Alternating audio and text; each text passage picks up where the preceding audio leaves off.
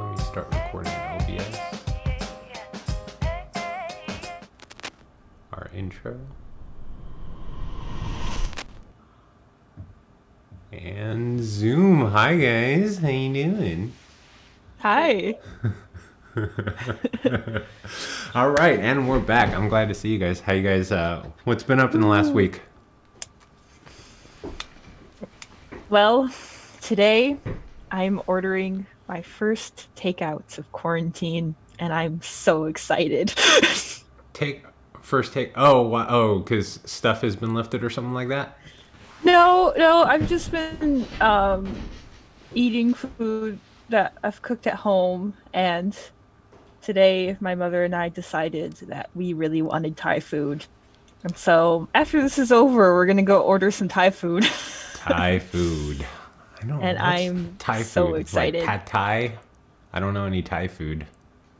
Like Yeah, off the well, top my of my mom's head. getting pad Thai, and I'm getting some sort of really super spicy noodles because I really want spicy food. Nice. Yes, I'm very excited. Very Yeah, cool. it's very weird Yasi. that you mentioned that because we are also about to order some takeouts today. Really? Oh. Hey, so Take a Yazi, day. you and I, right? 4 days. How you doing? Oh yeah, I'm doing actually pretty good, except that 4 days, I by the way, let me just tell everyone who's watching, we mean 4 days of fasting. So we've basically only had broth for 4 days, right? except one I was not. day that I decided in the middle of the night that I need peanut butter toast. Yeah, So we don't need to mention that. Good on you for confessing, though. I'm glad you did. So, yeah, no worries. Uh, A little hookup. It's your first time doing 4 days, so you feel okay, though? Feel good after yeah, the 4 days? yeah. So the way it worked for me is that somehow because we are doing this fasting every week, like 5-2 fasting. 5 Every days week. regular eating, 2 days Yeah. fasting. So from last week, weighing date to the beginning of this week, I realized during that weekend I gained like magically 3 pounds. So I decided to start this like 4-day fasting in order to lose that extra weight. And it was very helpful because I lost those 3 pounds and another 2 pounds on top of that. So it's like that I lost 5 pounds with overall with like this 4-day broth fasting. That's really great. Yeah, I'm pretty happy. I wish I couldn't gain those initial 3 pounds at first place. So I could lose all the 5 pounds from my like previous weight. I don't know, but I feel good. And it may sound very difficult at the beginning, but what I realize is that more towards the end of your fasting period, it's getting easier and easier. So for me, it was like yesterday, which was like my 4 days in my fourth day in a row.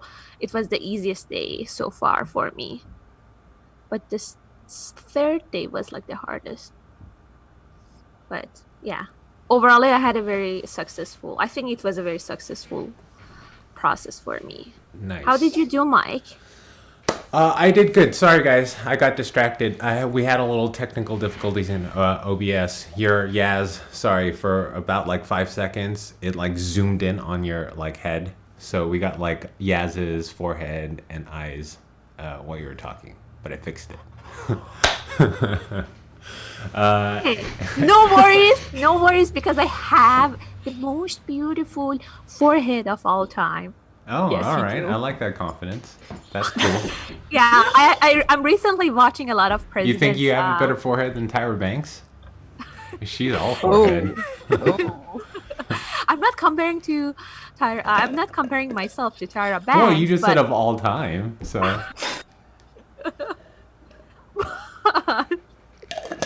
recently, I'm just watching a lot of presidential news briefing. So oh man. Is that where you're getting your confidence from? Yeah, I think that has an impact. That has quite an impact on me. Yeah. I have the most beautiful, beautiful forehead of all time. Right on. Well, I like that. I like the confidence there. Oh man, all the logos are gone now though. So I'll do that. You want me to talk about how did my fasting go? My fasting went it went good. It went normal. I mean, I've obviously done it enough times, but Monday is always the first day was always the most difficult. Second day was fine. Third day, totally rejuvenated, more energy and motivation to like see it through. And then today, so I think I started off at 182.6 last Friday, and then weighing in today went down to 177.4. So that's like 5.2 pounds. However, a chunk of it is probably going to be water weight. But yeah, feel good. Can't wait to eat. I didn't plan like you guys though, having all these like fancy takeout food. All I have is like fucking meat defrosted. I got so paranoid with all the news that I've been reading about like meat supplies and shortages and price hikes and shit like that I'm like stocking my freezer full of like just meat and stuff. So I don't know. I have no cravings. I just want to eat something though today.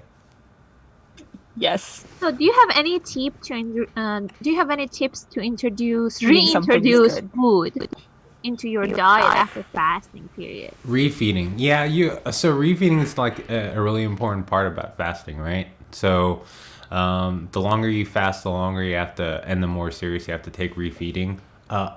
Like if you go online, you're gonna hear a lot of people saying that they break the fast with like refeeding with like fruits, like watermelon, and that makes completely no sense to me at all. You're fasting, which means your body goes into basically a state of ketosis, right? After a few days, it switches to use fat for fuel, right? So why would you break I mean, you essentially have two forms of fuel, right? It's either carbohydrates or, glucose or fat, right? So if it takes, a day or two and it takes some challenge to get your body to adjust to fat, then why would you break the fast and confuse your body and break your fast with sugar and carbs? And what is watermelon but, well, water, sugar, and carbs, right? So my tip is, after personal research and personal fasting, like I fasted week, 2 weeks, 30 days, I've always broken my fast with broth, which we've been drinking, so it's not as taxing of a fast as it would be. So I imagine that the refeeding process wouldn't be as severe or as something that you should like really take as important as if you just did a straight water fast. So I would first I would take like a day and just drink broth. And then the next day I would slowly introduce something like eggs. But these are for really long fasts. We just did 4 days. So the only thing I would recommend after like 3 or 4 days is just whatever you choose, try not to make it sugar or carb related. Eat, wait a couple hours, see how you feel, and then you should be good to go.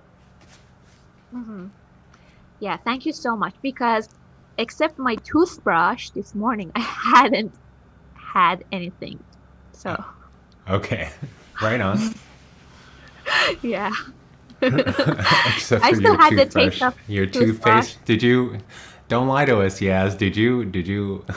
Oh wait, this is gonna sound dirtier than I mean it. But did you swallow the toothpaste? You're like, oh, this tastes so good.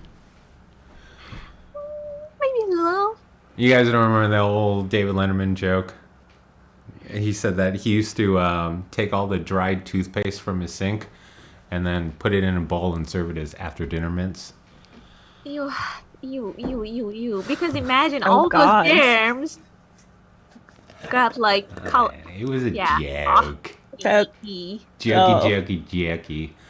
Yeah. Yes, so I'm fasting, never- great. I'm never taking after dinner mints again.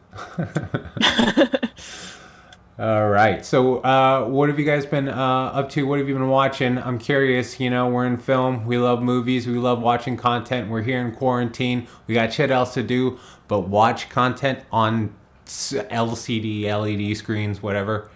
So, what have you guys been watching? What do you want to talk about today? Yay! Yeah. You see my twin back here? Yeah, you guys kind of look alike. Are you twins? Yeah, the resemblance is striking. Thank you. Yeah, I see some resemblance in the cheekbones. Yeah. Yeah, it's very prominent, right? It's very strong. Yeah. Yeah, and the hairstyle. I think your ears too look similar. It's just too bad I can't grow like facial hair like him. Like, look at that nice beard he has. Like, I've gone a whole year. Like, during the quarantine, I see people like growing their quarantine facial hair out, and I can't do it. I went a whole year, one whole year. That's 365 days, and then I got like this. I got a Fu Manchu and a little of that. That's it. 1 year, a whole year. So I have to tell you, your partner.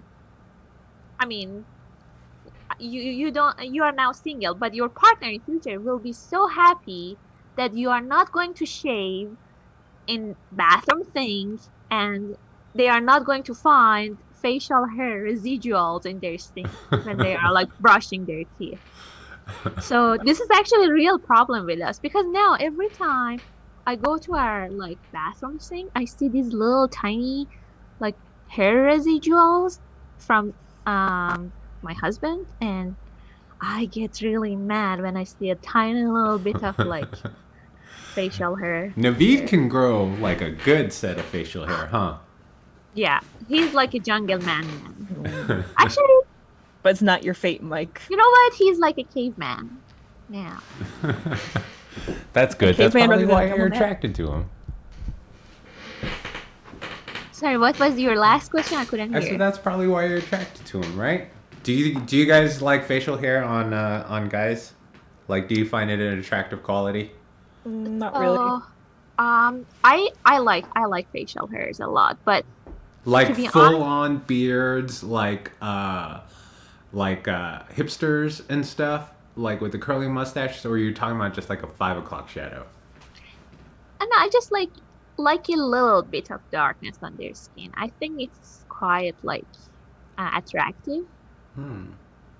But that's it. That's all about it. Because if your beard gets longer than a certain level, then you can probably, if your significant others tries to kiss you, they can taste all the food that you had prior to your date. So Recoiling it's not a at good myself. idea. It's not a good idea. So you guys wouldn't go after like Duck Dynasty people? Sorry. I saw like a Zoom notification prompt. on my screen. I got confused. So what's that? I was gonna say, so you guys aren't attracted to like the Duck Dynasty people with their like Oh, massive yeah. So they look so great. hot, right? Oh, I can't Right, stand it. Sarah? That's your type. All right, everyone out there in internet land, if you guys know a single guy that's Duck Dynasty-esque, send their info this way. It's a good thing I have a wastebasket over here so I can puke easily. Okay, great.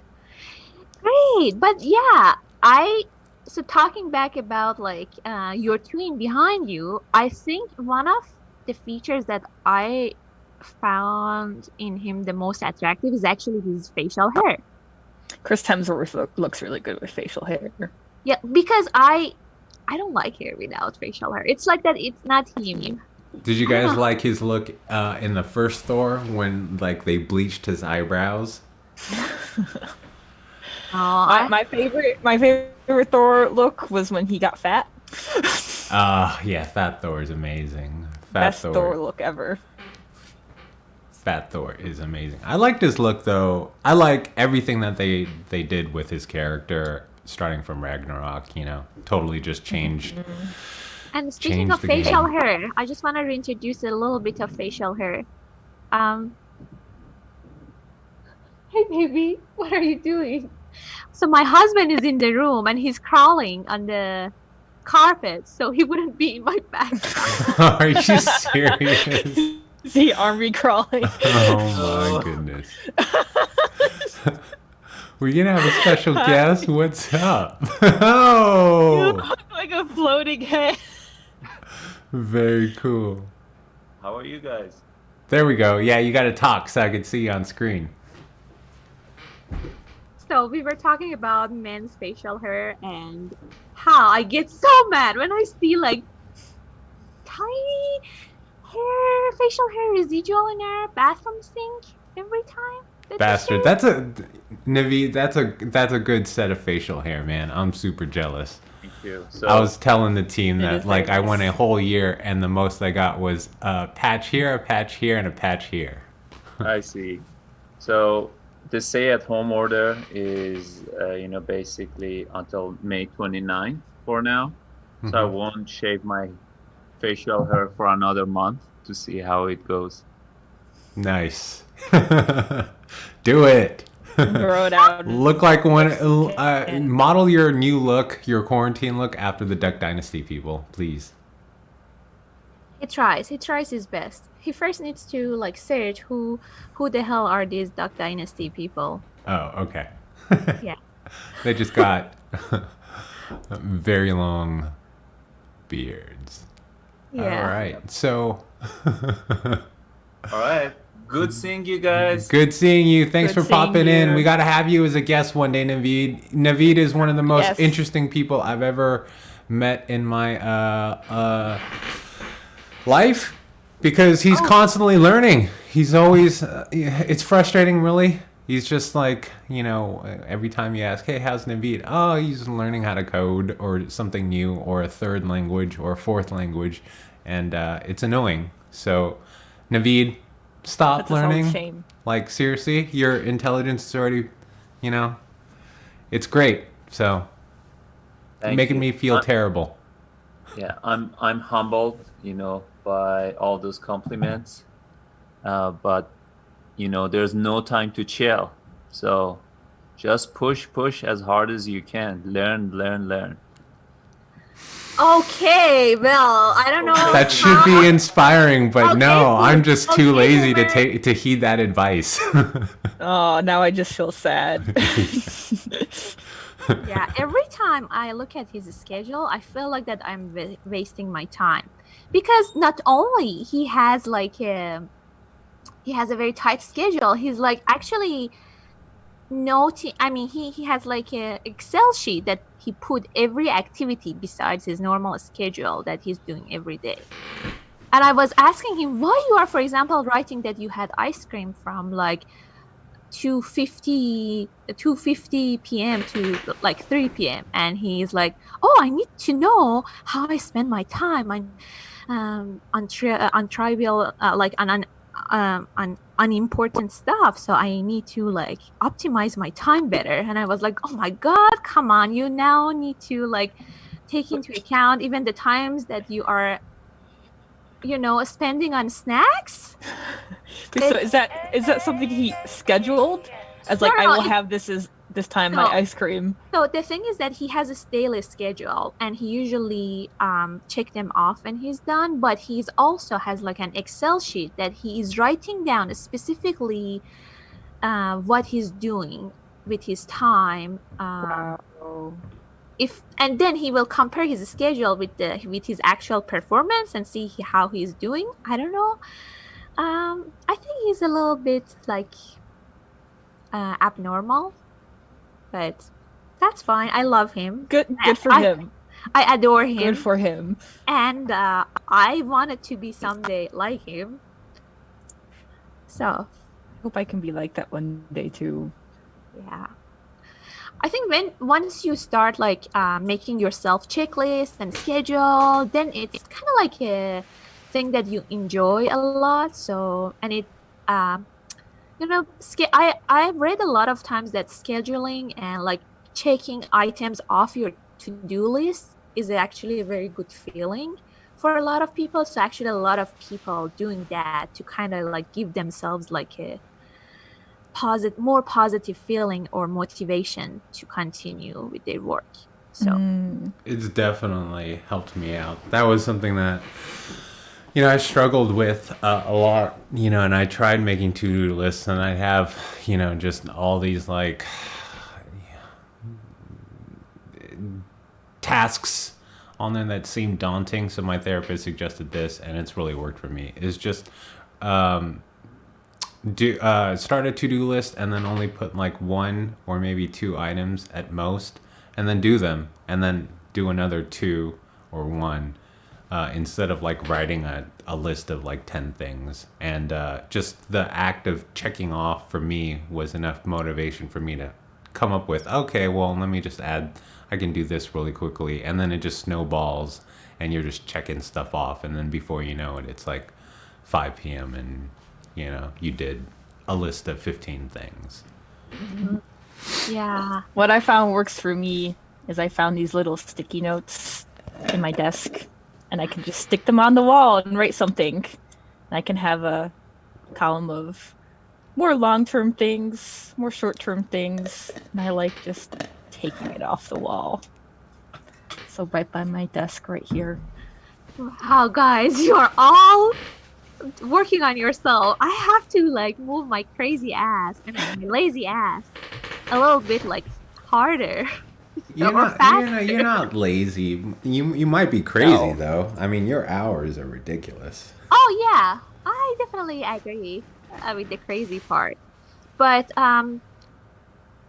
on a positive side, on a positive note, I just purchased like few books recently that I'm looking forward for them to come, and I want to like read them. One is called Tiny Habits, and it's about like how you can change your routine exactly. I mean, your behavior by like adopting small, very non-important habits to their daily schedule. So, and as you Mike said, I think the whole thing that your therapist told you to start with like 2 items or like few items on your checklist is like the premise, kind of very similar to the premise of this book, Tiny Habits. So I'm looking forward to reading that. And the other book that I ordered is Ultimate Fasting Guide by Jason Fung. Oh yeah, that's a good read. Yeah. So I haven't received them yet, but hopefully I will get them soon. And Yeah. I For will those keep that you don't know, Dr. Jason Fung, he's no, I forgot his specialty, but he primarily right now works with people suffering through type 2 diabetes and hypertension, I believe. So he's a big proponent of fasting, and you can find him on YouTube. So if you're at all interested in fasting, I recommend looking and listening to some of the interviews and lectures that Dr. Fung has done, because he's like completely, with his patients, reversed a good chunk of people with type 2 diabetes just through fasting itself. Wow, that's amazing. Definitely. Okay, cool. Well, it was nice catching up with you guys. We are here, though, to talk about something specific, which is a Netflix film. And obviously, we were heavy on Chris Hemsworth and how much of a fan we were of his Thor variations. But Chris Hemsworth stars in a new Netflix original action flick, Extraction. So, you guys had a chance to watch it this week? Yeah. yes, we watched it like 2 days ago. Yeah. Yeah, well, what do you think? First impressions, someone. Yes, tell me. Okay, First impressions. First impression, it's definitely an enjoyable watch. You will sit on your couch and you won't even leave for like a bathroom break. It was that kind of movie for me. Because it's kind of like a long watch. It's like almost 2 hours to watch something at your home, and I like it a lot in that sense. we enjoyed watching it while we were doing that, and it was very thrilling. And yeah, we had a good time watching that, basically. But that's not going to stop me from bitching about some stuff that I will tell you later. But my first impression, we enjoyed watching it. It was a polished, how to say, it was a polished overall for me, from the story wise, like fighting scene. So the package was good. For me, I don't know. I kept checking to see how much time was left in the movie. Oh, boo. So I Are you like are Chris, you an I like Chris okay? Hemsworth. Sarah, Yeah. let me start off with this. Are you an action film fan? I did enjoy the action sequences, but there's too much of it for me, and not enough plot. So like my first impression was like, oh, this is like a pretty good mindless movie that I can just sit here and not think about it and just consume all these really nice visuals. And the action looked really cool. But for me, it was more like I was watching a friend play a video game. Yeah, with all, especially like with the types of shots they had with all the action, I just felt like, ooh, this feels like I'm back in high school watching my friend play Call of Duty.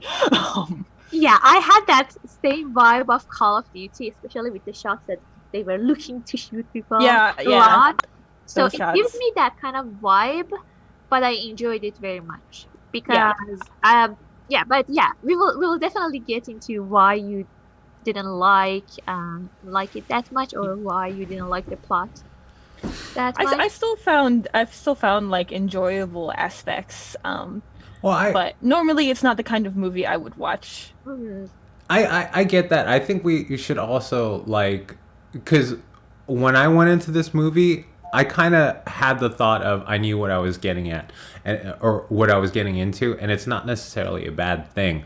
I heard from the get-go, from the jump, that this is an action flick with high intense choreographed action sequences. And I did agree with you. I did find that there was a lack of story, but there have been a lot of good movies and well-received movies like The Raid, simple plots, but like Jackie Chan movies, Rumble in the Bronx. These aren't necessarily the most scripted, dynamic, stories that you get invested in.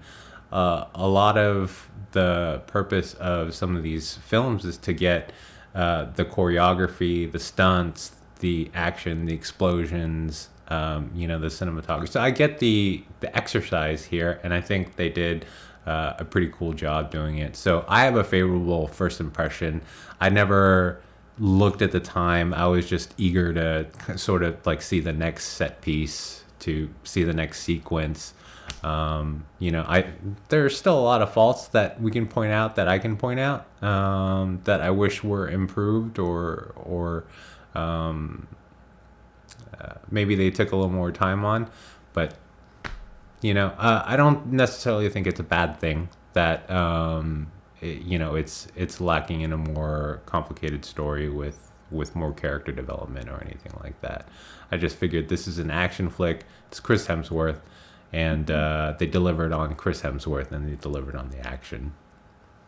Yeah, I agree with you. The action sequences were amazing, and I did enjoy watching those, and I enjoyed Chris Hemsworth. But I just kind of went in not really knowing anything about the movie. Yeah, I think so. I think for me, the key in a movie like this is just don't make the story so bad that it fucks it up, and then I don't even want to see the action. You know what I mean? Don't have the acting so bad that it distracts from the action. So don't do anything to fuck up the action to distract from it. And I think they at least achieved that goal. But anyways, Yeah, I agree with that. so we were talking about the simple story, right? It is a simple story. Basically, Chris Hemsworth needs to save this kid that's kidnapped. That's it, right? Yep. Mm-hmm. Yeah, Yeah. he's a mercenary who's hired to save this kid. Right. Yeah. Right. And who's that kid? He is the son of like a drug mafia from India, or at least how I Yeah, get drug it. lord. Yeah, he's the son of the drug lord, and his father, who happens to be a drug lord, is in prison. So his competition in Bangladesh, the drug lord of Bangladesh, kidnaps this kid, and that guy in Bangladesh is kind of like the villain of this story. And he not only he's the drug lord and he's very wealthy, it seems like that he has his own kind of like government, and he has his own army, because it seems like that even the police forces and everything within that country works for that drug lord, which I don't know how accurate this could be, because I kind of like feel like that in a lot of like Hollywood movies, they want to like show this alienated face of third world countries to show that, oh, it's all corrupt. One guy can rule everything. To some extent, that's true, but I'm not sure how in Bangladesh things are. But I don't think that's a reflective of the reality. That, for example, a simple drug lord can like buy the whole military and army and basically makes everyone work for himself. So. Have I been saying Bangladesh wrong this entire time? How have you been saying it? Bangladesh? Is it How do you say it again, Yaz? I say Bangladesh. Bangladesh? Okay. But you know what? You shouldn't get my like Persian Middle Eastern accent over you, because Well, you're closer to Bangladesh, right? yeah, but I to be honest, I've never heard from a Bengal person how they call themselves. So the true reference I thought it here was just Bangladesh. I don't know. Yeah, Now I wanna look it Bangladesh. up. Right on, right on. Okay, so it's a simple story. Bangladesh. Sarah, so what... Sorry, hold on one second right here.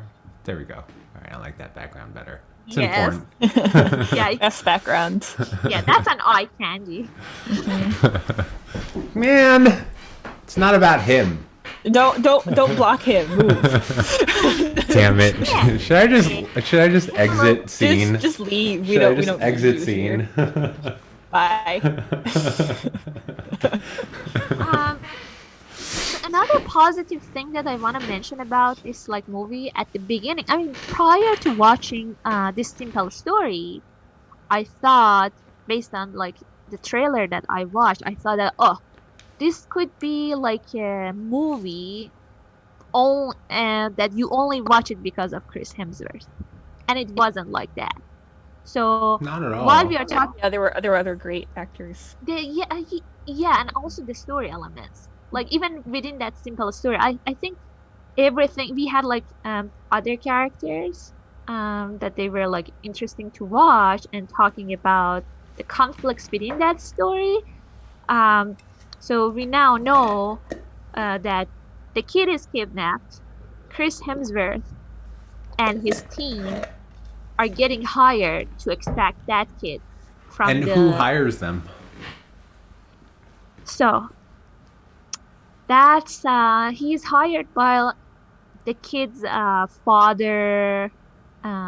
His like right hand man, right? Yeah, right hand man, Sanju. If I'm not, yeah, I think the guy's name was Sanju. So Sanju was working for the kid's father. He was like an ex special force guy himself, but Did they Guess set what? Did they set that up? I don't remember. I only watched it once, and I watched it like last week. Did they set up his skills or his training? The right hand man. mm-mm. They did mention it later in the movie that he's an ex But from the special beginning, force, but you not in don't- the beginning. You Oh, don't okay. know. You don't know in the beginning at all. Okay, because I just remember seeing when the kid came home and he was like, "What do you like? Don't go out" or something like that. Mhm. Like be Yeah. careful, stay at home or something like that. So when he popped up later and showed some crazy skills, I was like, "Where'd that come from?" But I mean, he's the right hand man of a drug lord, so no, that's a good feel like- point. Yeah, I feel like he should have skills like that. yeah, that's a good point. I mean, he had like really good skills though. But anyways, so basically if I understand it correctly, right, the father who's in prison tells his right hand man, "Go get my kid, otherwise I'm gonna kill your kid."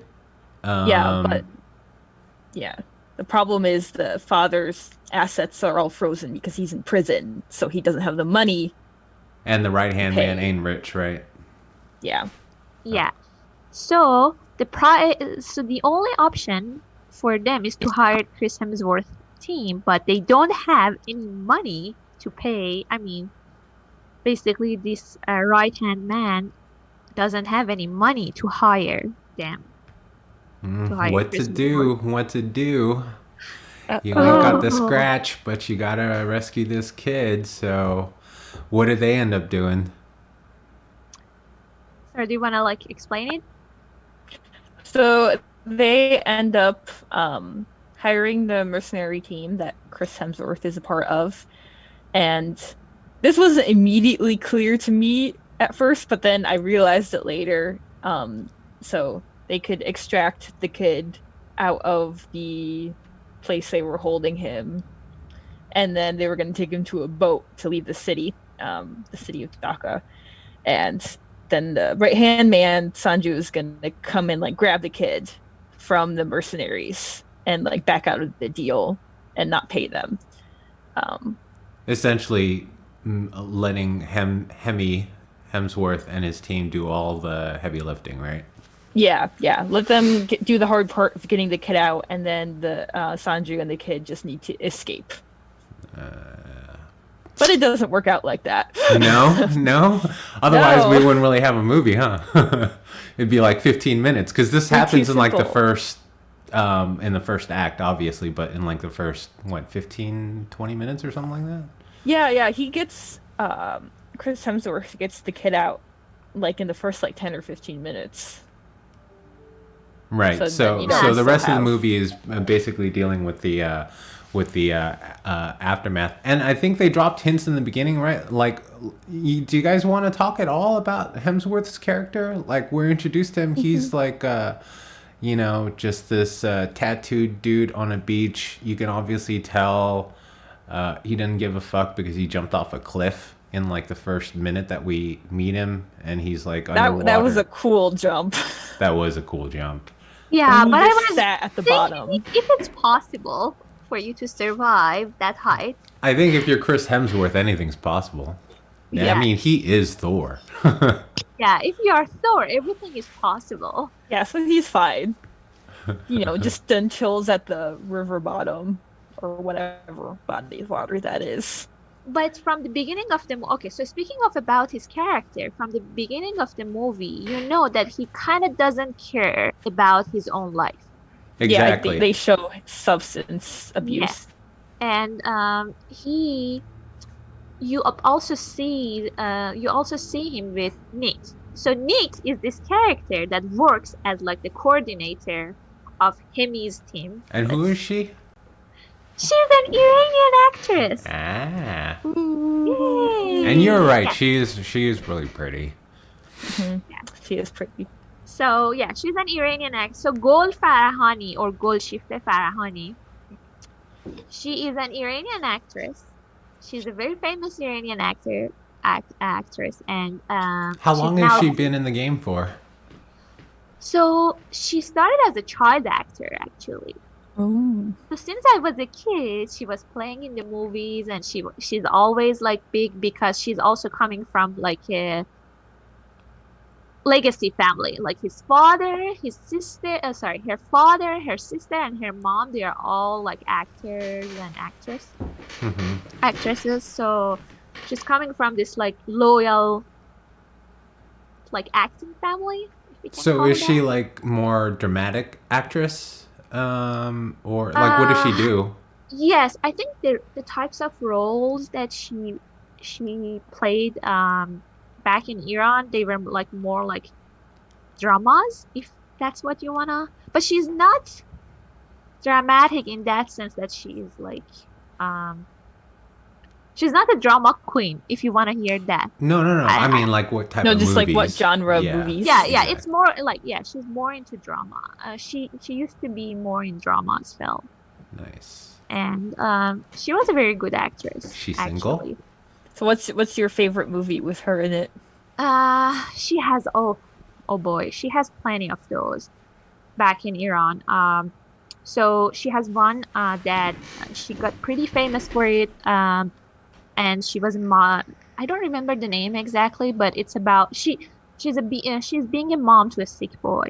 So I think it was one of the first movies in the theater that I cried like crazy, and not only I cried, my mom and my father, they all teared up while Oh, watching her play on the theater, because she played this young woman she's a single mom, having this boy, this young kid that is suffering from like some like asthma problem, or like some health problems, and she also had those same health problems herself.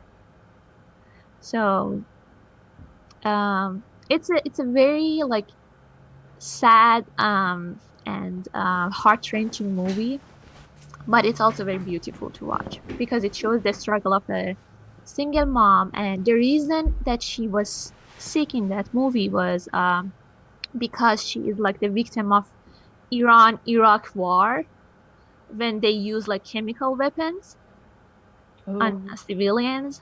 So basically she was a victim, she was a war victim of chemical weapons, and that's why she has this kind of like health problems herself. But all you see throughout the movies is that how she wants to help her son to have the better life. So it's a very touching movie. I watched it a long time ago, maybe more than 10 years ago. But it was one of the first movies that she got really the attention. She was famous before that, but it was that movie that everyone says, oh, look, this girl can play, this girl can act. And I think she won like some major awards for that. I think her character in Extraction, I feel like her character knew from the very beginning that this was going to be a shit show. Yeah. Like, I don't know. I didn't read too much into her character in the beginning and her thoughts. I didn't. well, she Get did. that She did vibe. mention. Sorry. Go ahead. She did mention when she proposed the job to Chris Hemsworth's character in the beginning. She was like, "Are you really sure you want to take this? It's kind of like a suicide mission, but I feel like that's what you're looking for." Oh, okay. I must have missed that Yeah. line. Yeah, that makes sense then. Yeah. And that all like Is this her feeds into- first American movie, by the way? Yes. No. She played. Actually, I'm not sure if the. Okay, so if you remember, there was like a movie back in around like 2006 or 2007 called Body of Lies with Leonardo Oh, DiCaprio. DiCaprio. Yeah. So that was the first. That was the first Was American. Jaemin Hunsu in that movie? Body of Lies. Maybe it's another Caprio with. I think it's a Ridley Scott movie. Yeah, I was talking about another actor. Oh, okay. I sorry, I didn't. But yeah, that film with Leo DiCaprio. So she was in that movie too? She was in that movie, but still back then she was like playing in these movies as like an Iranian actress, because that time she was still based in Iran. But after that movie, she found herself in a lot of problems with Iranian government, because she was this like Persian woman who played in an American film. Ooh, what other crimes could be worse than that? But seriously, she ran a little bit into she ran into like a small problem at the beginning with Iranian government because they said that, oh, you played in this movie, but in the future, if you wanna like play in Hollywood movies, you have to check in with us first, and we are not going to allow you to leave the country to attend any like film festivals that you think you can attend or things like that. So things get ugly, and to be honest, um, I feel like that it was for best that she decides to leave Iran for the rest of her life. So she ends her Oh, career. wow. She ended Oh her my. career in Iran, and while she was very successful and big, she decided to end her career in Iran, and she immigrated to France, and she started there. And I think she had like some years lost in between because she was this like big blooming superstar back in Iran, and when she migrated to France. She kind of needed to start from the beginning again. Mm-hmm. And I know that probably she ran into a lot of struggles to getting roles and stuff at the beginning, but she also was able to get like some tiny gigs in famous movies. Like she played in the last Pirates of the Caribbean. I haven't watched that movie, but I know she played like a bald girl. She had a very weird makeup in the last. So she's been around, Caribbean. right? She's been doing a lot of stuff, and Yeah. seems like Yeah. she's had success and a rough time, but she's persevering. She's in Extraction. I expect her to see more of her because I thought she did a pretty good job. Okay, Yeah. so the Extraction actually turns pretty shitty, right? So, like, what do you guys? Where do you guys want to go? Do you guys want to talk more about the plot over here, or do you want to head into some of the things that you had issues with? Why don't we just give a rundown for everyone out there? So, the extraction occurs, and then the right-hand man, I forgot his name. He's trying to steal the kid. Did he take the kid back? Like, how much of a shit show? You said, Sarah, you said that she thought it could be a shit show, right? Yeah, Like, how much so of a he shit show doesn't- did it turn out to be? So the mercenary team starts like dropping one by one, and then Sanju and Tyler, that's Chris Hemsworth's character's name, like keep playing like ping pong with this kid, like each trying to take the kid from each other. And there's a pretty like long drawn out sequence of them fighting and trying to get the kid back. As Chris Hemsworth doesn't know what Sanju's doing, he thinks that he may be like betrayed them and is trying to take the kid for his own gain. And they do end up teaming up later, though. Yeah. Yeah. But I think the struggle at the beginning of the movie between Sanju and Chris Hemsworth to win over the kid was like basically the gold of this movie, the gold out of this movie, because they had like this epic fight scene featuring them, and also like the third party groups who were like coming after them, which is the army from this bad drug lord, because now those bad guys who initially kidnapped the kid also try to take the kid back. Well, now the police are going after them because the police are controlled by the drug lord in Dhaka. Right, the kid's father's rival. The rival Yeah. gangster. Yeah, rival gangster. Must Yeah, be- that's a good description. Right. So, yeah, that let's go into that 12-minute sequence though, because like that's probably what a lot of people are going to talk about, because it was like a 12-minute fake one shot, right? Like a la, Old Boy, or, like the hallway brawl in Old Boy, or the hallway brawl in Daredevil, these like long take fight action sequences and stuff.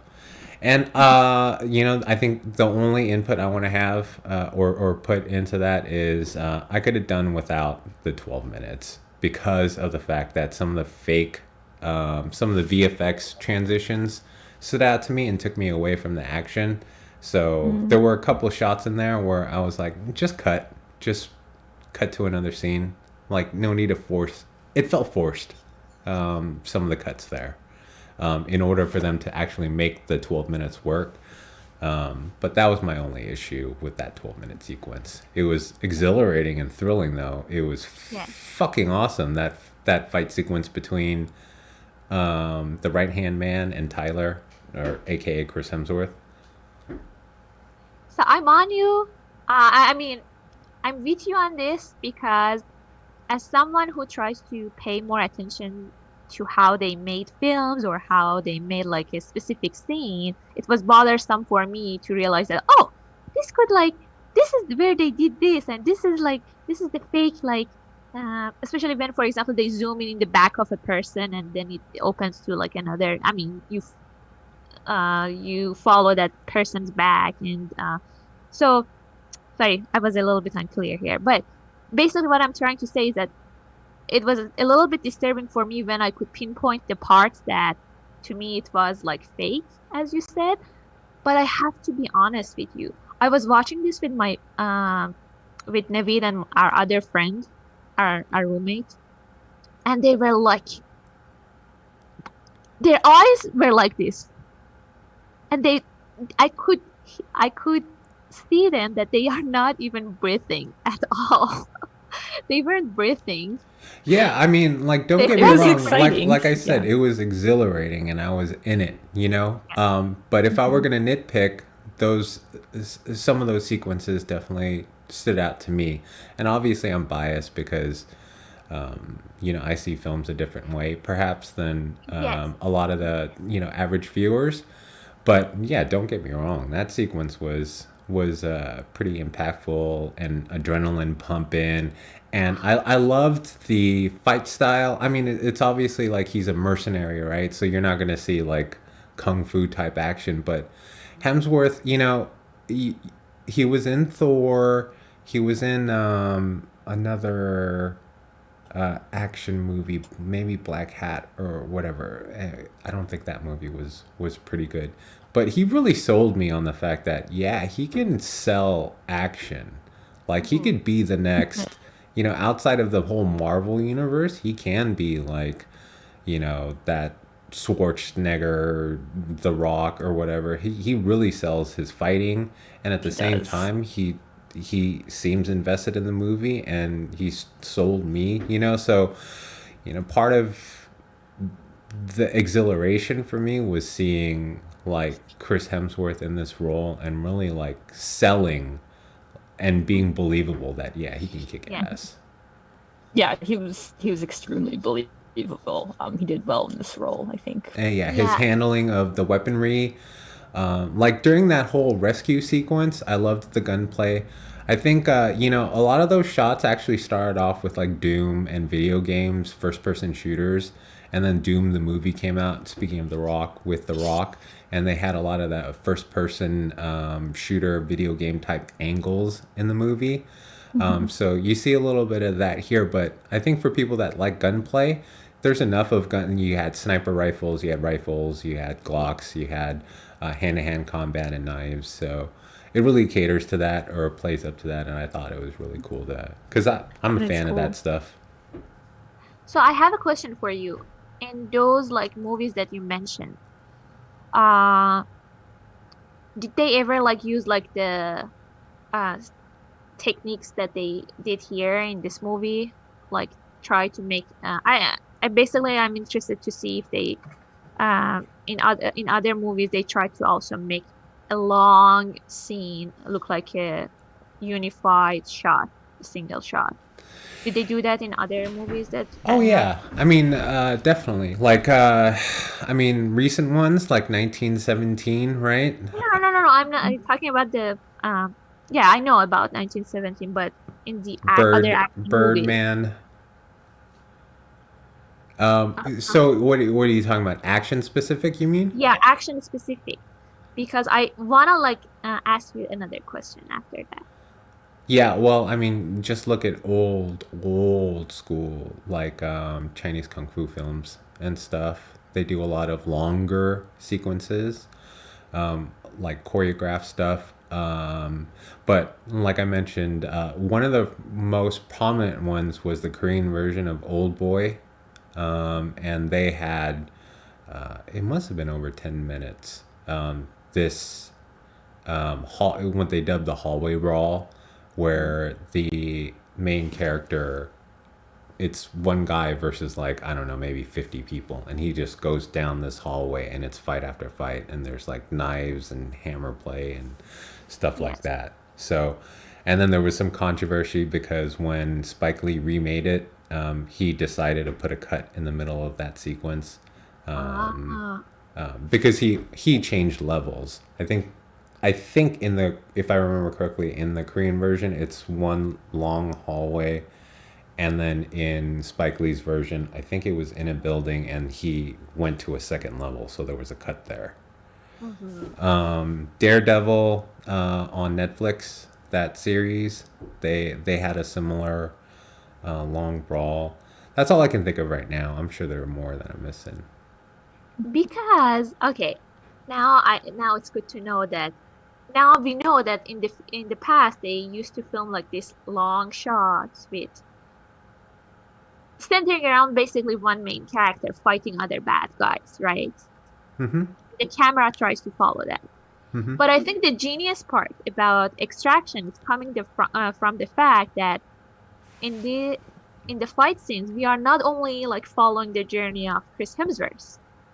We are also seeing that kid is running away and trying to hide. So basically, the kid and the other guy, Sanju, they are all also parts of this, like, their point of view is also part of this. Yeah, it also it follows other people too, like random police officers who are chasing them, and so basically it's not from a single viewpoint. Actually, I think this is the unique part that, for me, makes this unique, makes Extraction a little bit unique from, for example, a movie like 1917. Because in 1917 you follow only two characters, and the long shot is basically focusing on them and their journey. But this like long shot, specific fight shot, it's like that the camera is like following different people. So that was interesting for me.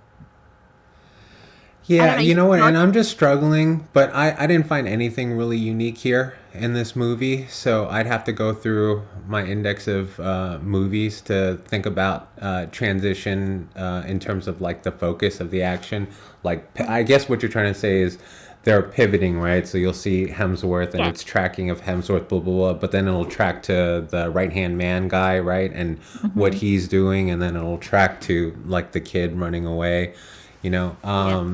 It just didn't, I mean, I get what you're saying. It didn't strike me as unique. Maybe it is, but I have to call through my memory of like of action movies. I just know that in the attempt to do that, once again, just back to the nitpicky, the VFX stuff, I'd rather just have a cut instead of like seeing something being forced. But you know, hey, it is what it is. I didn't expect anything like groundbreaking or anything like that. So we've got this 12-minute sequence. He wasn't successful though, right? And I guess part of the props we got to give is we got to give it to the kid too, right? Because there's no way Hemsworth goes through all this fucking shit, right? You know, like battles so he basically prevents the right-hand man from taking the kid and extracting him from him, right? And getting screwed over, right? he like hits him with a fucking truck, right?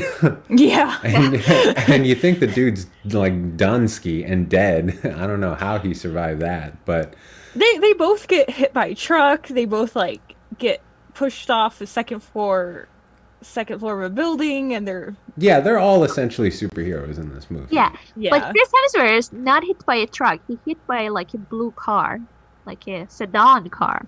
Yeah, but I mean, like, also, he's been shot, beat up. He gets shot in the neck, fucking falls off a bridge. The dude's basically fucking a superhero, right? He probably he's is not human. all his bones are probably most of his bones are probably broken throughout all the 2 days that this movie takes place.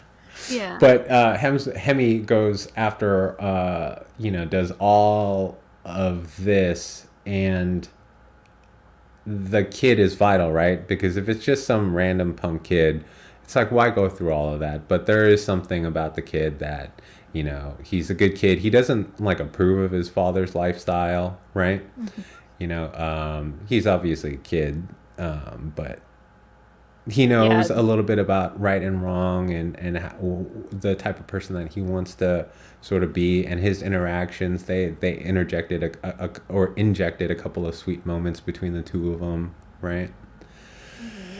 Sort of like building up the relationship. What did you guys feel though? And obviously, the extra or behind the scenes or the deeper rooted motivation for Chris Hemsworth, and part of the reason that's revealed of why he's so not give a fuck, almost suicidal in a way, is it's slowly revealed that he had a kid, right? He has visions of his child that's no longer, right? So in a way, he kind of sees this kidnapped kid that he's sent to rescue as, I don't know, fulfilling, some sort of like fatherly duty. Maybe the kid reminds him of his own kid. Well, he said he felt guilty because his son died of childhood cancer, and I think he might have been in the army before, Chris Hemsworth, and he like volunteered to go on deployments. That was a big regret for him because he couldn't watch his kid being sick. Yeah, I mean, you know what? So this was my first thought. So they did have a sequence. So after that whole 12-minute sequence, that whole action thing where someone's trying to retake the kid, where everyone's trying to retake the kid, and Hemsworth ends up with the kid. They go hide out in one place.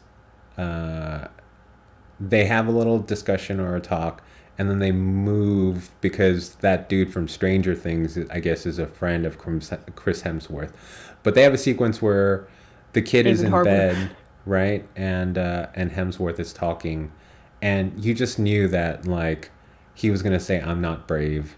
And I had problems with that because I was like, it's so telegraphed, it's so cliched. Come up with just different dialogue. I mean, there's nothing wrong with the scene. It's just use different words, right? Because you hear it so much and you see it being set up. It's like you're just waiting. I know he's gonna say, "I am not brave. I am not brave." But you're right. It was kind of discovered, or he does reveal that instead of facing the deterioration and the death of his own son, he volunteered to go overseas to serve another tour of duty in Iraq or something like that, right? Mm-hmm. And so, in essence, he does sell the fact that, well, yeah, I mean, shit, he couldn't brave through, and be there for his family, because it was just too painful for him. Yeah. What do you guys think about that? Yeah, I kind of like cringed at the "I'm not brave" line. Because you knew it was coming. Yeah, I knew. I was just like, I was kind of hoping they would say something else. Something more like... I wish he was just like, you damn right I'm brave. I'm Chris Hemsworth, bitch. Woo! I played Thor. Yeah. I mean, yeah, that heartfelt scene like kind of revealed his motivations. Mm-hmm. But I feel like we're still like missing something. Because...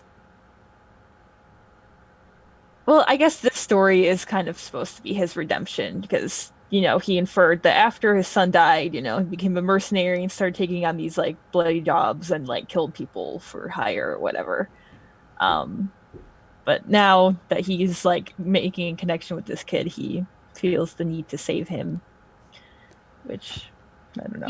Yeah. And you know what? I guess I have a little different take on this, and I'm a little like a little looser on this, and I want to hear your thoughts on this, Yaz. But I think part of like filmmaking too, for me, is like the intention. So I'm a little hard on other movies if the intention is to highlight the story. Well, then your story better be good. But I see movies like Dread or Raid, these, and it's not just me, but these are well-reviewed, well-respected movies, not just with fans, but with critics. And, those are very simple stories. Their purpose, their intent is to, deliver the action, deliver the exhilaration, deliver the, adrenaline. So I definitely agree with you with the stories, but it just, in this particular movie, doesn't affect me as much as it would other movies. But then they still try to put in some sort of some more of a plot line, or like something deeper. I agree, and if you're gonna try, why don't you just try and do it well? And that's what bothers me. I agree. What about you, Yes? What do you think about that? The intent versus if you're gonna try, then you might as well try and do it well. Yeah. I totally agree with all most of you said.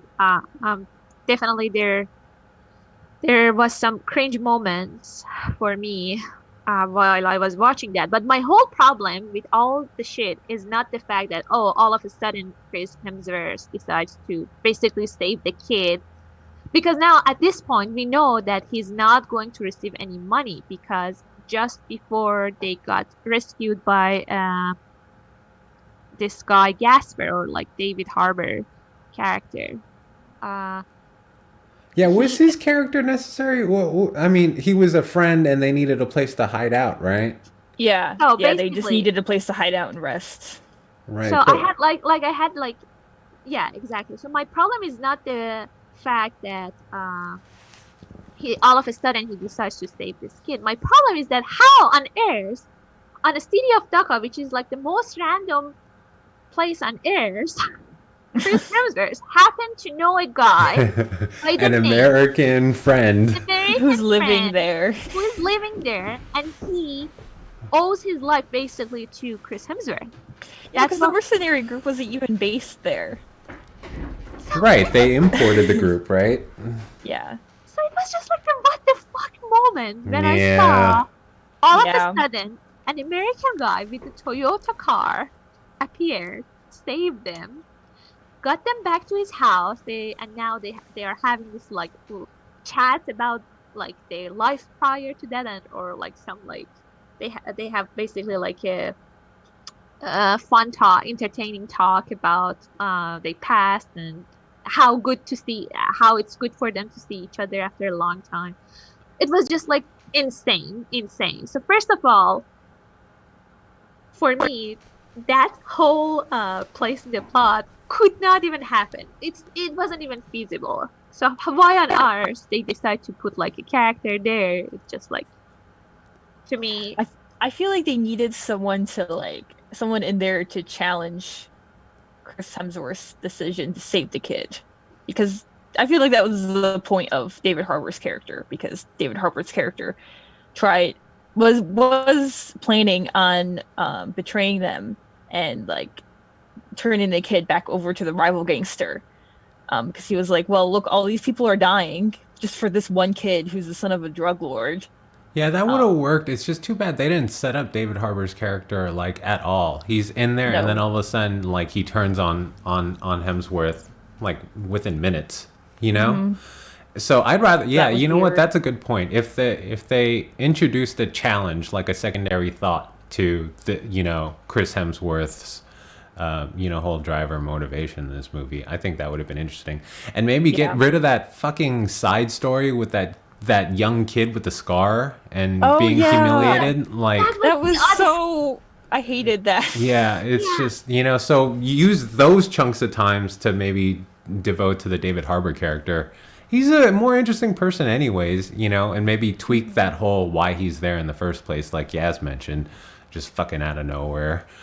But yeah, do you guys want to talk about, why don't you guys give me your point of view? Because I hated that little kid side story and this whole humiliation, I want revenge. Also, I don't get how Chris Hemsworth's action towards that kid is more humiliating than the actions of his lord towards him.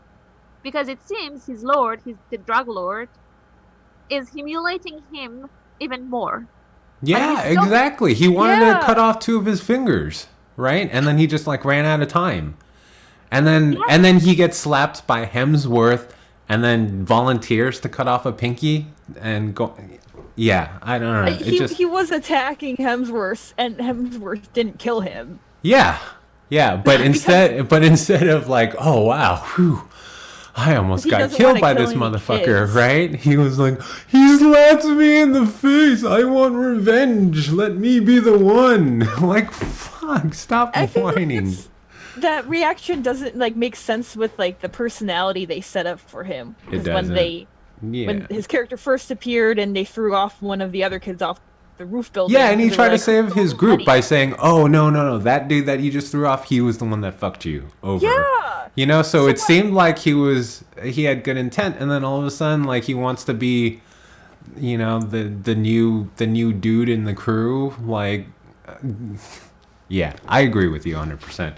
That whole side story is terrible. It doesn't make sense. It doesn't. Also, the other thing that doesn't make sense at all to me is that how on earth those kids find Chris Hemsworth all of a sudden without.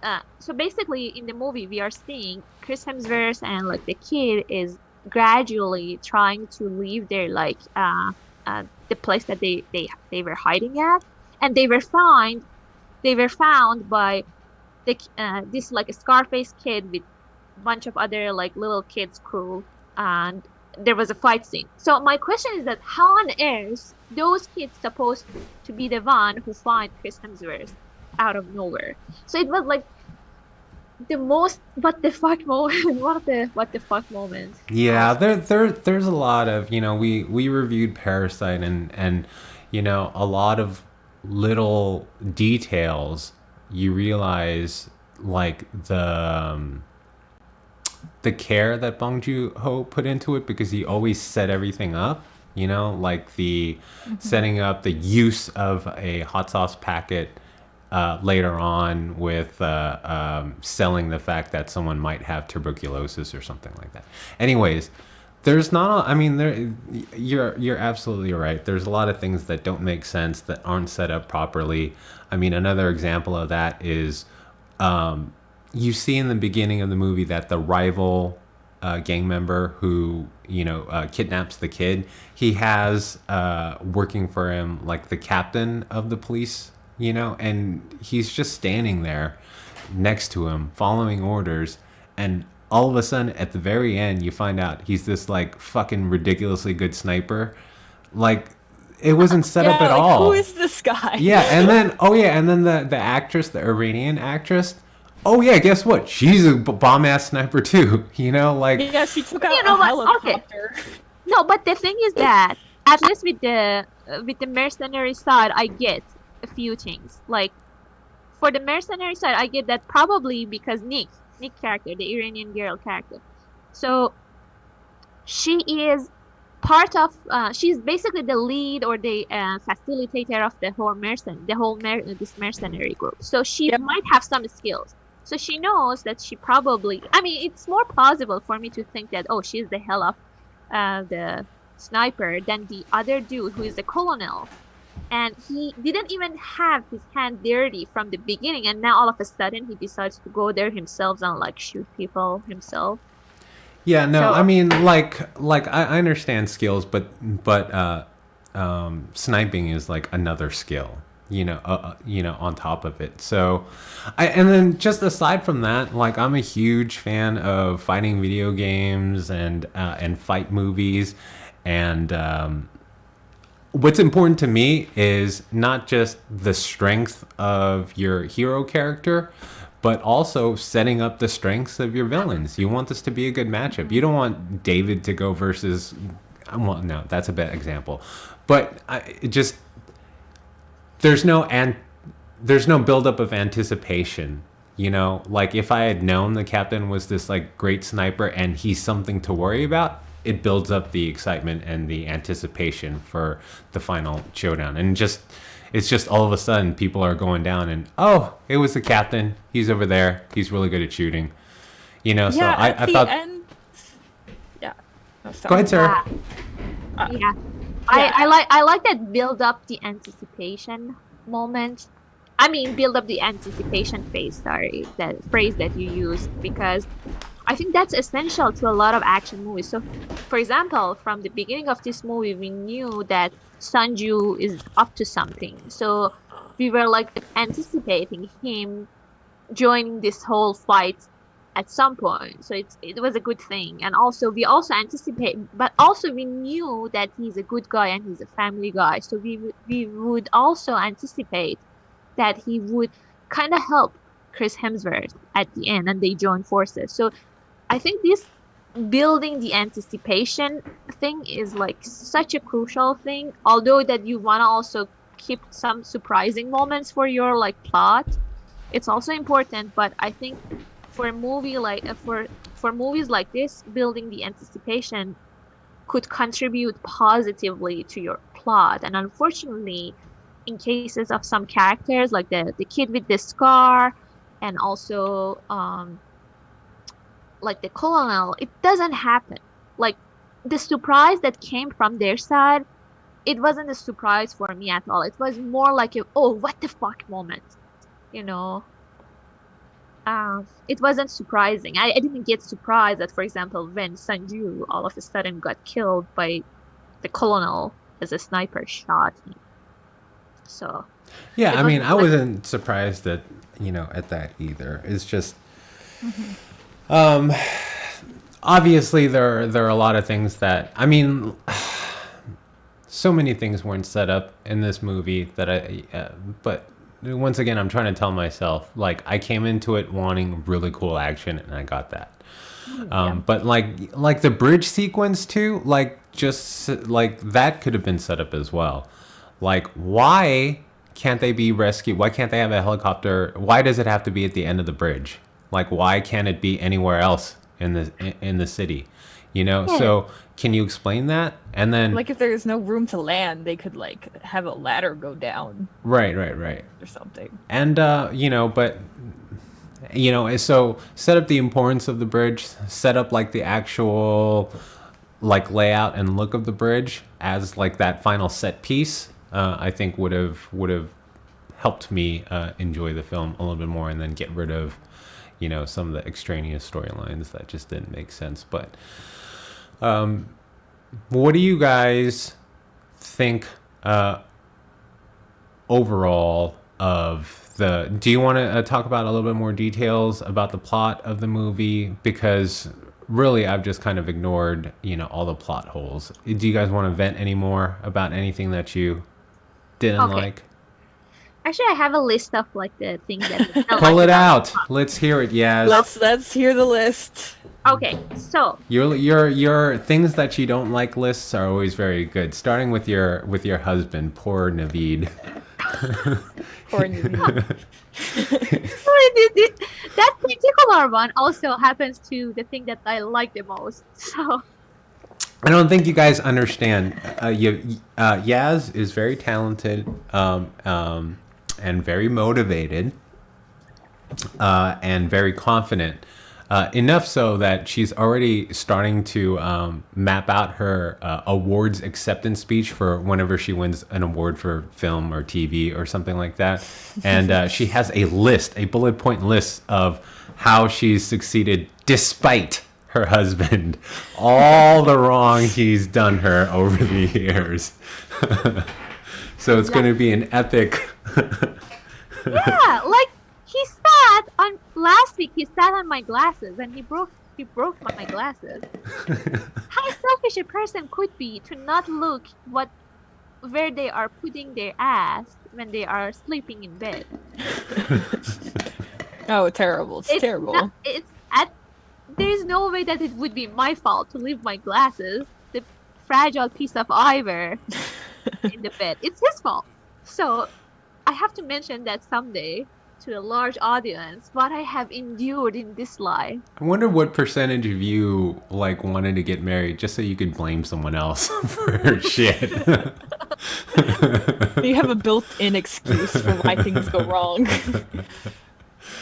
Oh, maybe that's my problem. Maybe I need to get married. I'm always so upset because I can't blame anyone else but fucking me. See, if you get married, then you can solve the problem. Yeah. Oh, shit. It's your fault. I'm fucking lazy. No. All right, break out the list, Okay, your Yasmin. list. I want to hear.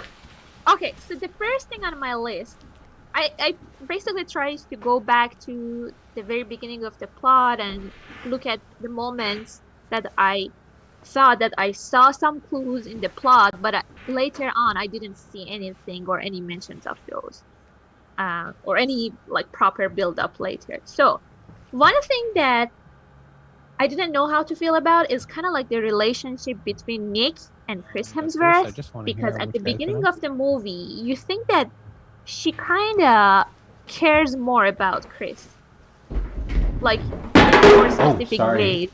Like in a romantic way?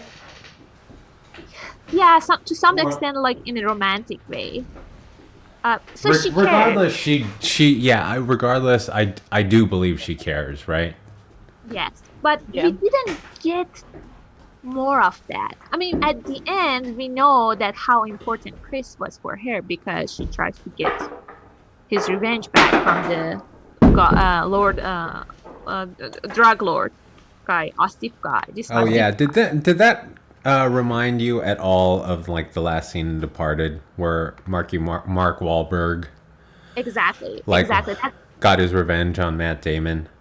yes, but there was like a very different, crucial difference with the Mike Wahlberg scene. With the Mike Wahlberg scene, he stepped out in a way that he didn't touch the blood, but I am not sure if I saw that right or wrong, but in this movie, I think when Nick at the very end scene killed the drug lord, when she walked away, her dress actually like scattered the blood more, or actually she didn't care if like. Oh yeah, I noticed that too. Her ball gown Yeah. spread the blood a bit more. Yes, so that happened in that movie, and that's a very like different thing from the from the Wahlberg thing, because when he killed, was it Matt Damon? Yeah, when he killed Matt Damon in that, was it Matt Damon? Who was the counter character of Leo DiCaprio in The Departed? Matt Damon.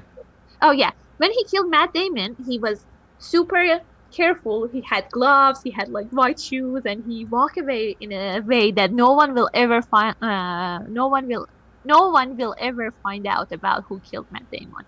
Yeah, they're also in another country though, so Yes. it's you know. Yeah, but Yeah. she was also taking out the drug lord that was controlling the entire city, so I don't know. Yes, yes. That city seems to be impossible to be, I don't know, to be like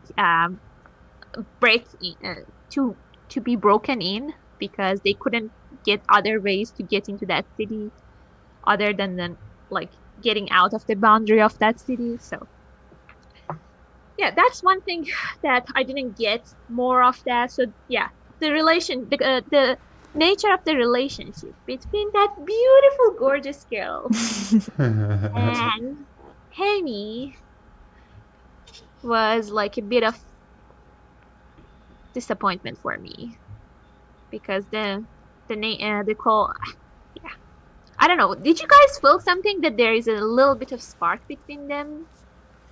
I feel like I went back and forth on that. What about you, Sarah? Sorry. I feel like there was definitely some element of like these are two people who have some sort of bond. Whether as to like the nature of that bond, I don't really know because they didn't delve into it. But yeah, you could see that like she like cared for him. Like I could see her being the person who like if he's like drunk passed out on a sidewalk, she'd like carry him back home or something. That's what I thought. Yeah, I mean, I don't know.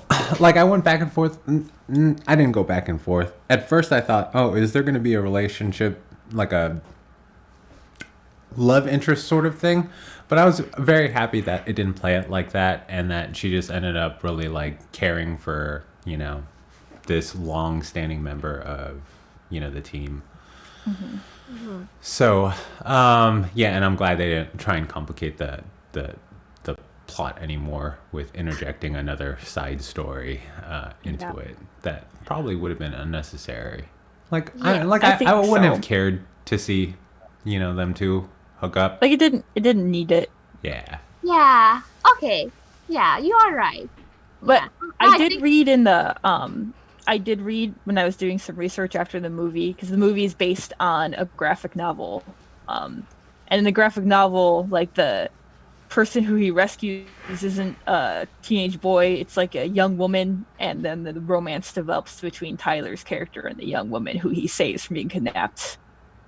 Oh, I'd rather see that movie, but with it, I was going to say, but with the kid. No. I mean, obviously not at the kid's age, you know, but just, you know, maybe you rescues him and then, you know, 40 years down the road. I'm like, you know. Yeah, interesting. I didn't know that. Yeah, I didn't know that. I think the original was it a comic book? Yeah, comic book, graphic novel. I don't know. But yeah, I think I read that was one of like the biggest differences because they made some pretty big differences between the original source. So one thing I want to mention also here is that when I mentioned that I was a little bit disappointed about like the unclarity of the nature of relationship between Nick and Tyler, it's not the fact that I was hoping to see more romance. All right, I wasn't. Yeah, right. Yes, you wanted to see Hemsworth shirtless. Don't lie to me. Don't lie to the people. No, I honestly, I wasn't hoping to see them kissing or like getting into romance at all. But I was hoping to get more storyline that if there is like a spark or if she cares for, let's say if she cares for him, why is that? Because in this whole process, they lost other team members.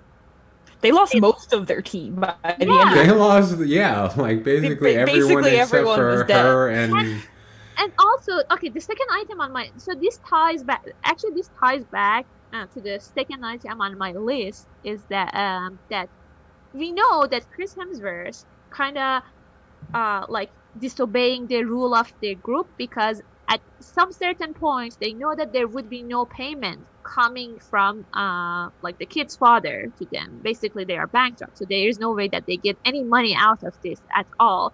But Chris Hemsworth, because he wants to somehow rescue this kid or because he just develops this kind of like bond with the kid, he just wanted to complete his mission, and he was just keep repeating that, oh, get my money or I will save this kid. So despite his disobedience to Nick's command that leave the kid behind,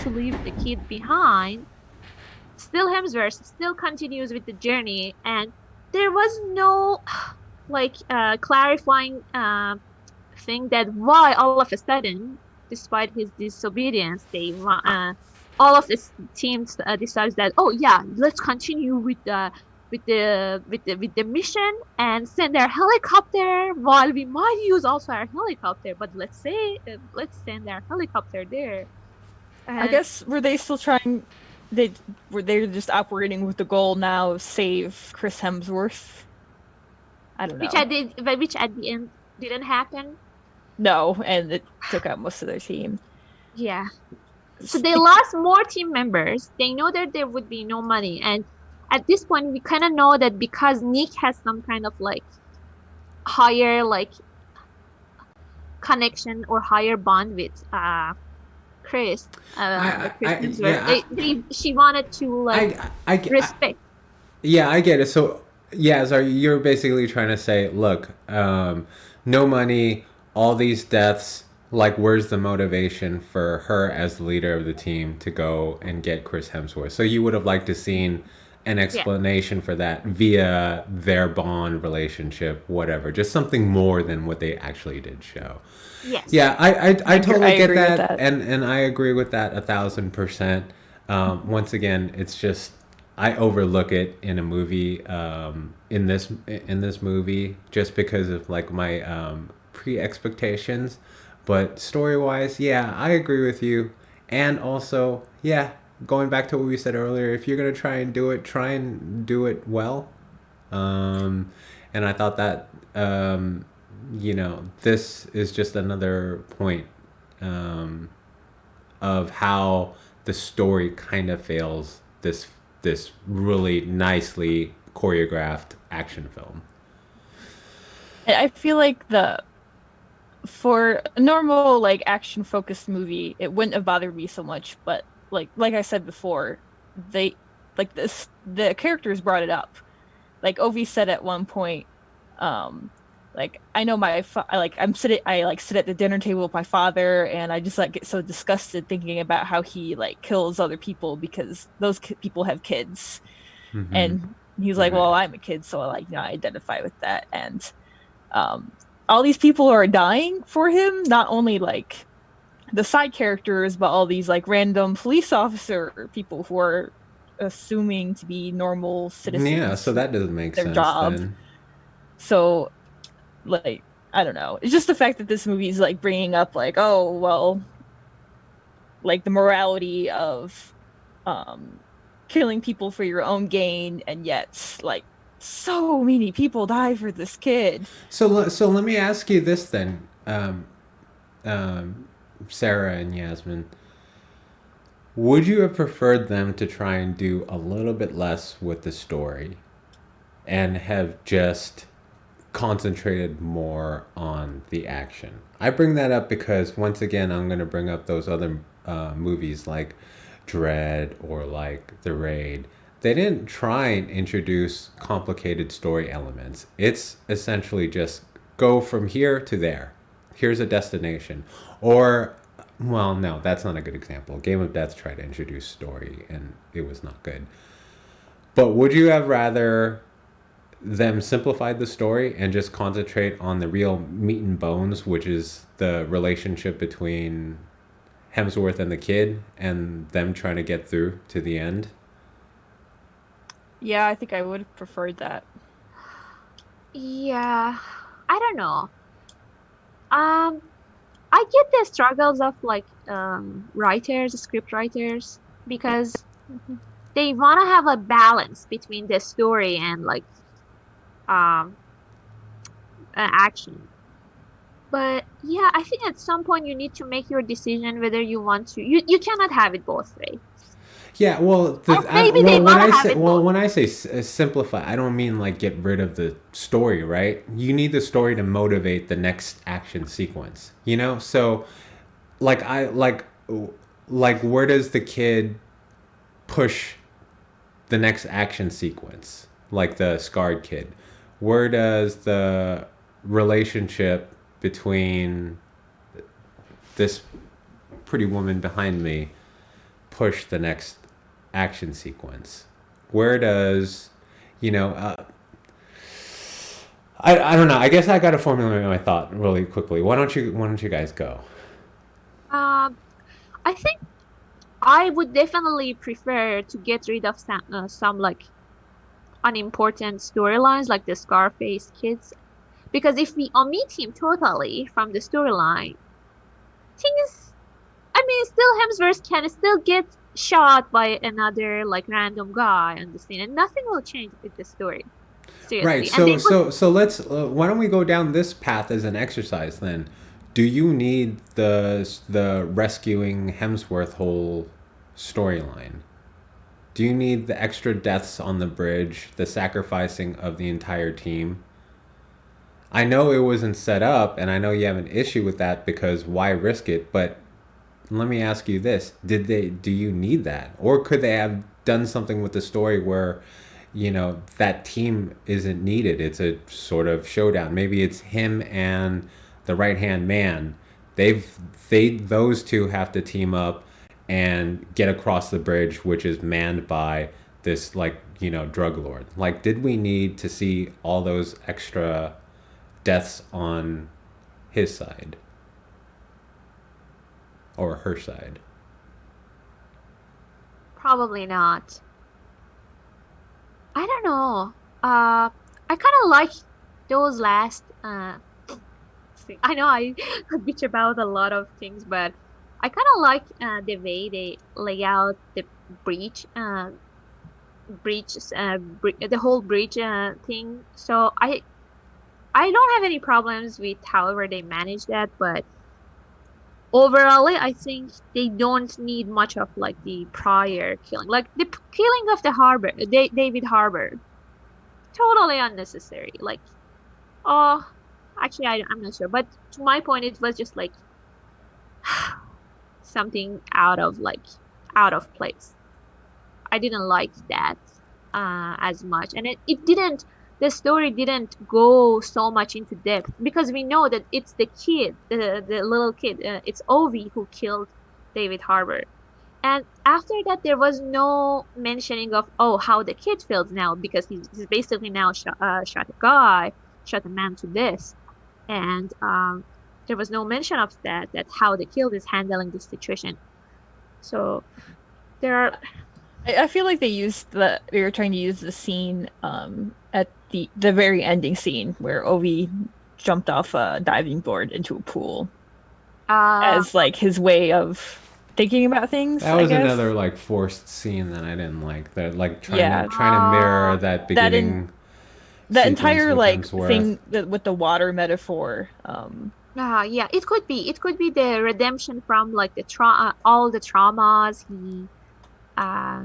he passed, he went through. But to me, that jumping scene has more to do with the fact that now he is kind of like he sees himself as another version of as wet. No, I was about to see that because earlier in this movie, when he was asking Chris Hemsworth that, have you been this brave your whole life?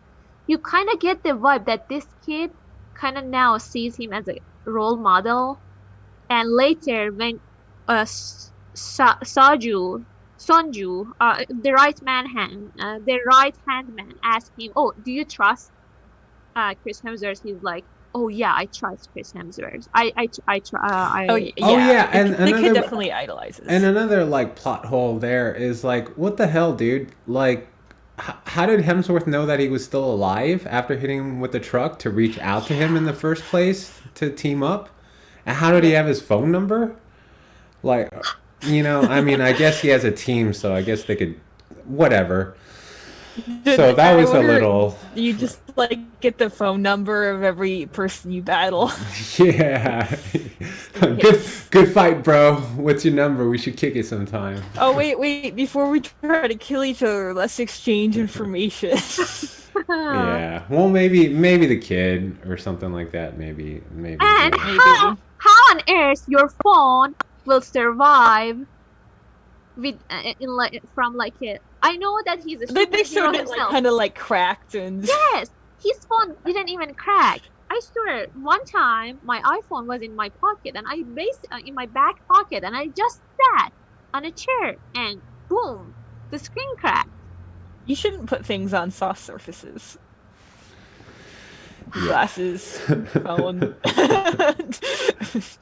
Yeah. So, I think that now I am like spilling the beans too much on how a lazy and untidy person I am, but I wouldn't go that far, but yeah, definitely good you have someone around to blame, is all I'm saying. Mm-hmm.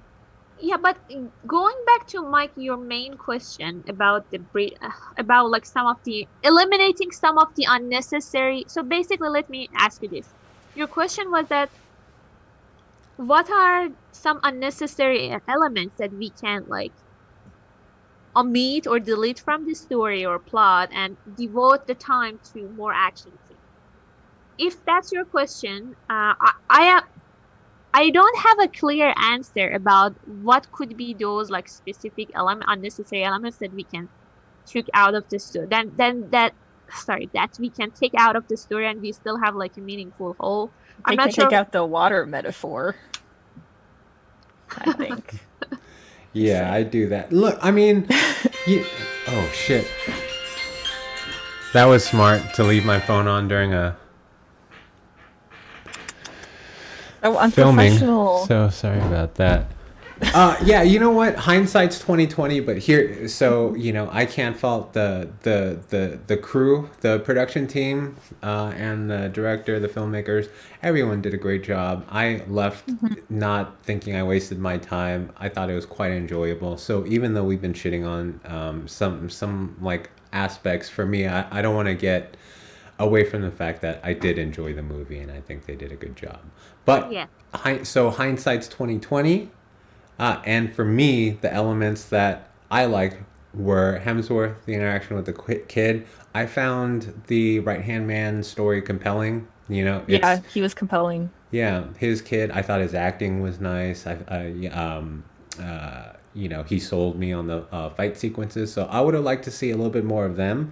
I would have liked to see him set up a little bit more to make that first fight sequence between him and Chris Hemsworth mean more, and then so in turn it would mean more for them to team up later on.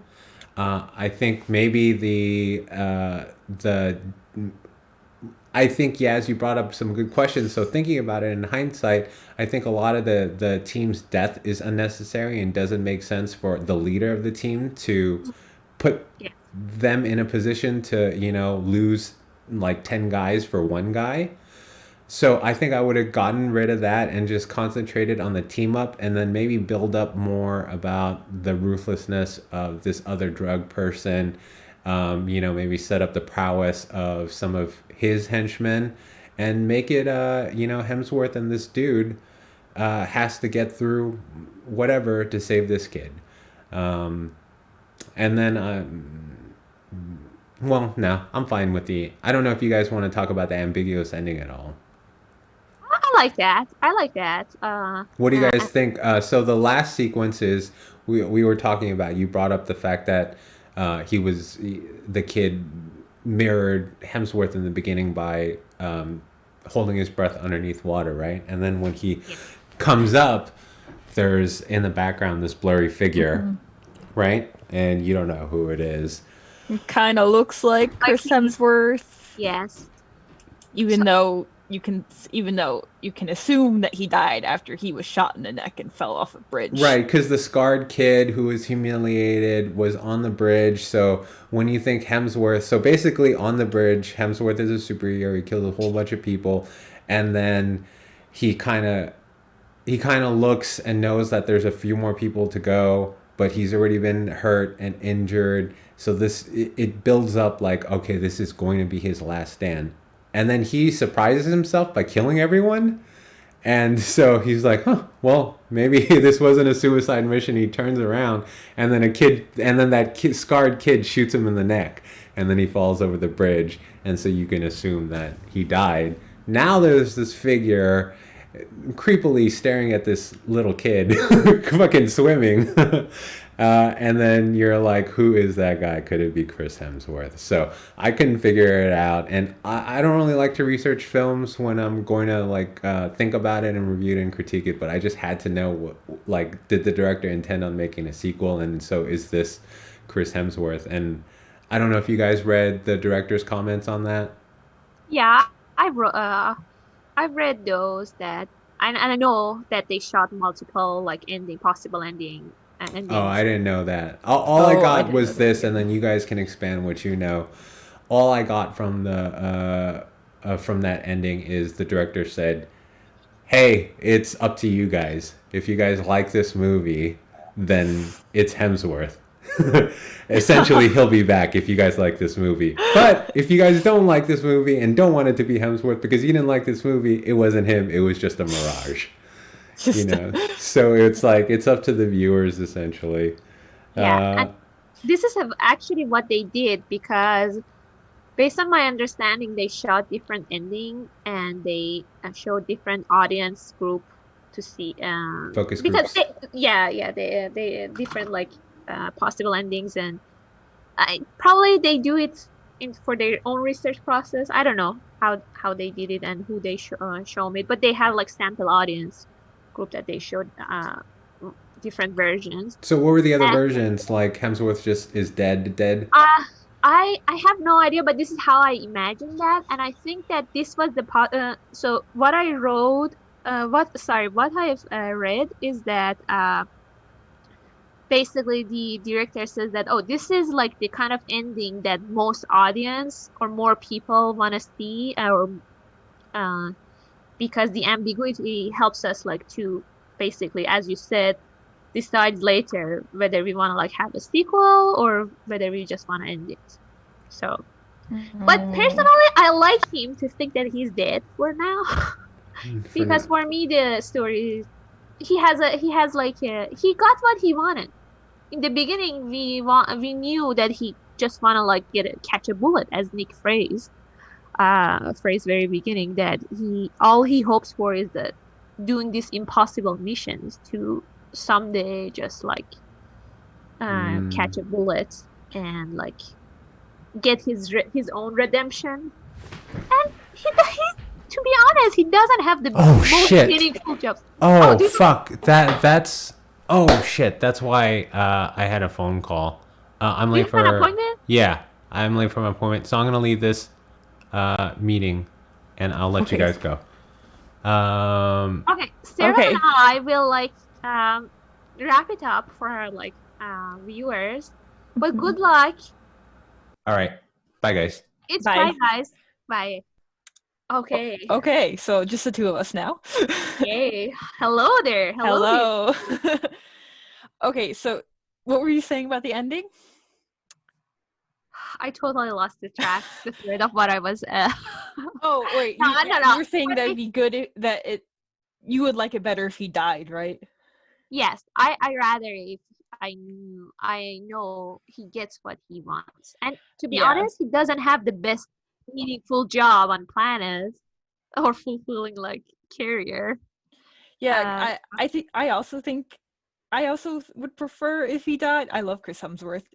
But I think it just makes more sense for his character because they showed him being so in the beginning like pretty like suicidal, giving up on life, and then he has this one mission to save this kid. He fixates on it. He gets the kid across the bridge. And he's like, okay, I'm done now. I don't have to suffer in this life anymore. that was my view. Yeah. Although I did read in the graphic novel that his character doesn't die at the end. Okay. So is the graphic novel has like other like potential sequels? I'm not too clear about that. Yeah,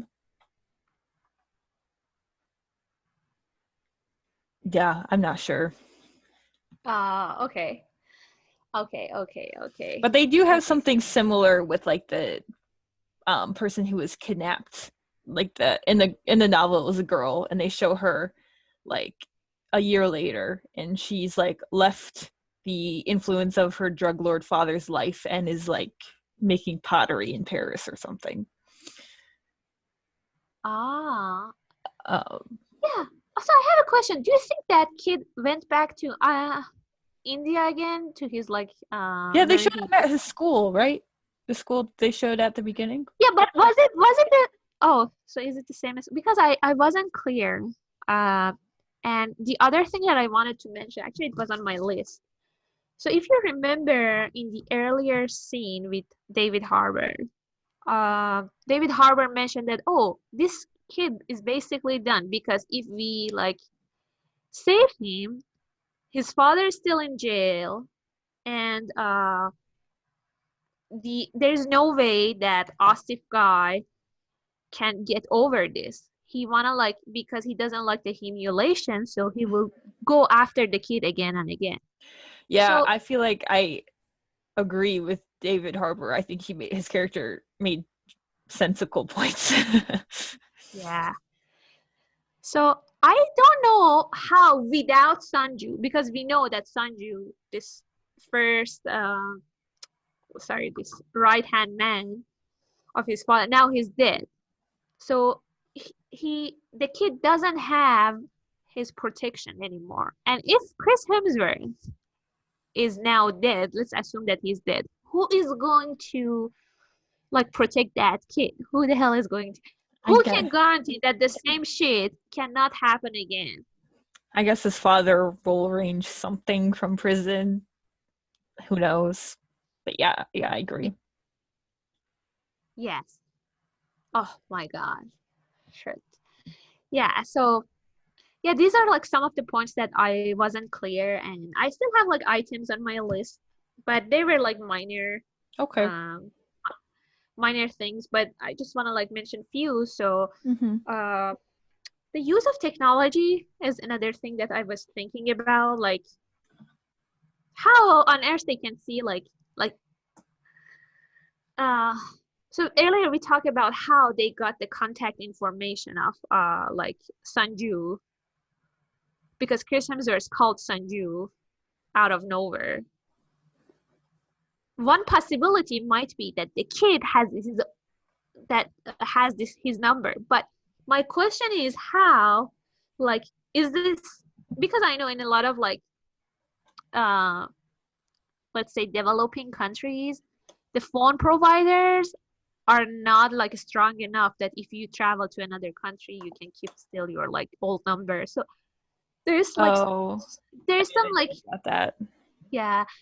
So my question was like, how about the use of technology and how he got his number, and also like if the drug lord is powerful enough, let's say if he's powerful enough to occupy the whole army, he has his own military, he has control over the police forces in the city of Dhaka. How on earth he cannot have a guy in like the let's say like telephone company to like listen to the phone calls and track maybe Chris Hemsworth and like Sanju and other people's through that route? That's a good point. Yeah. Unless if we assume, I don't know. Many unanswered questions. Yeah, like some just like tiny things that still like. Yeah, so yeah, those are smaller things. But yeah. It's not very it's not a very plot detail oriented film. Yes. Yeah. And so is there any so my question for you, is there anything that do you have like a list negative like a list of negative things that you want to mention, or I feel like we've gone through everything that bothered me already.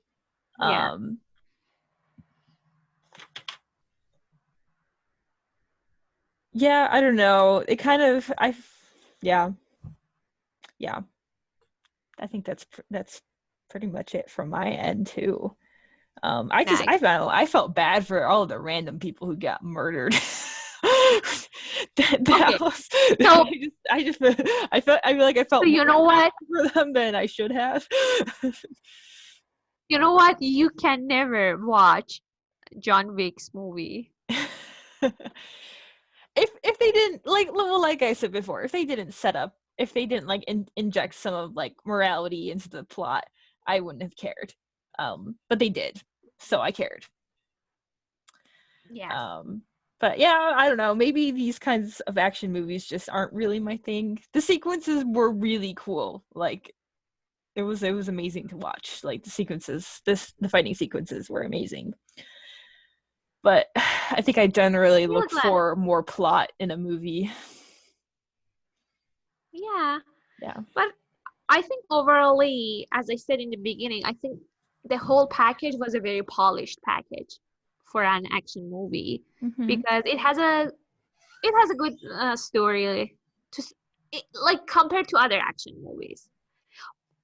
Sorry, Mike, we don't have Mike here to like endorse me. because I'm not also like a huge fan of action movies, but I think compared to previous action movies that I watched, it was a nice balance Okay. between like the story and like the action scenes. But I still agree, yeah, you can't have it both ways sometimes. You have to decide. But I think this type of movie is like a suitable it's a suitable approach for filmmaking to connect with the audience who are not necessarily into action movies. And I consider myself as one of those specific target audience because I'm not specifically into action movies. I like to see a little bit of story. And with this whole like plot, we got a little bit of drama, backstory, different characters, and overall, yeah, I will give it a passing points. It's not an A plus for me, but So how like would you rate it then? I think something on the lower B range. I don't want to give Okay. it a C or a D. It's not as good. It's not as brilliant to receive A for sure, but it's not as bad to receive C from me. I think I would give it a 6.5 out of 10. I think I will give it a B minus Okay. or C plus. Let's Okay. say in terms of rating, but out of 10, yeah, I think I will get it somewhere between 6 to no, actually, you know what? 6 or 6.5 is actually D. Oh, you're right, it is. Maybe I don't know, maybe a 7. I don't know. I like Chris Hemsworth. Yes, yes. His acting was good, to be honest. I mean, I was satisfied with my time. I enjoyed my time. I hope like our audience also enjoyed us ranting and talking. Yeah. I think we've gone past the movie length again. Oh yeah. Oh, sure. Yeah. Maybe we should omit the beginning, but I'm just joking. Joking aside, we had a good time watching it, and we had a good time discussing it with you guys. So, Yeah. is there anything, Sarah, that you want to add for Nope. our audience? That's it from me.